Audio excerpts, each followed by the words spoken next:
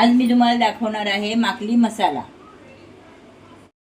त्यासाठी मी माकली घेतलेली आहे। ही बाजारातून मी कापून आणलेले पाव किलो आहे।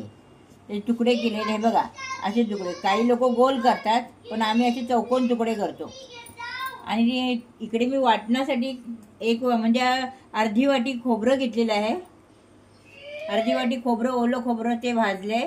एक कांदा भाजून घेतलाय, 5-6 लसणाच्या पाकळ्या, थोडीशी कोथिंबीर, अर्धा इंच आलं आणि 2-3 हिरव्या मिरच्या, त्याचं वाटण करायचं आहे।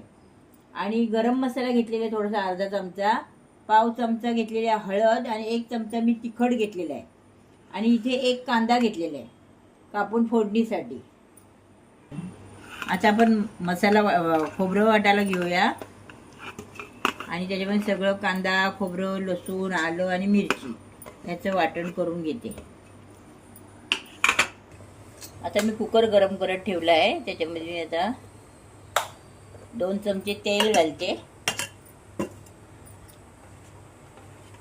तेल तापलं की मी त्याच्यात कांदा घालून घेते।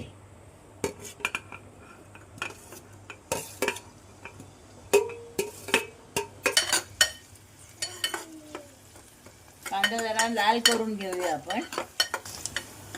आता कांदा लाल झालेला आहे। मी त्याच्यामध्ये हळद घालते, गरम मसाला आणि मसाला हे सगळं घालून घेते मी।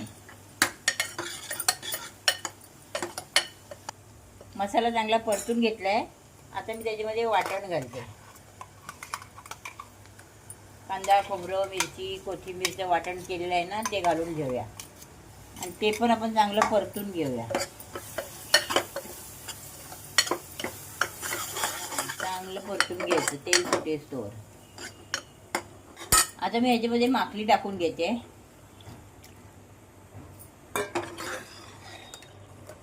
आता ही चांगली ना मसाला वर खाली करून घ्यायचा आणि थोडा वेळ 1-5 मिनिटाची त्याला वाफ देऊया आपण। आता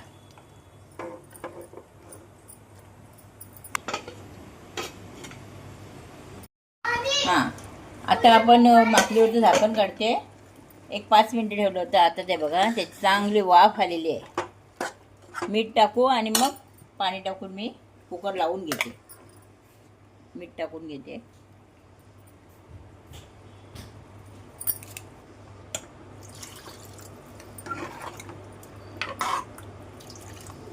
आता मी कुकरचं झाकण लावत आहे। 10 ते 12 शिट्या घ्यायच्या। कारण का माहिती, काही लोक उकडून घेतात आधी कुकरला लावून आणि नंतर मग कढईमध्ये करतात। पण आपण तसं केलेलं नाही, आपण डायरेक्ट केलेलं आहे। हे बघा, आपला माकली मसाला तयार झालेला आहे। माझा व्हिडिओ आवडला असल्यास तुम्ही माझ्या व्हिडिओला लाईक करा, शेअर करा आणि सबस्क्राईब करा। थँक्यू।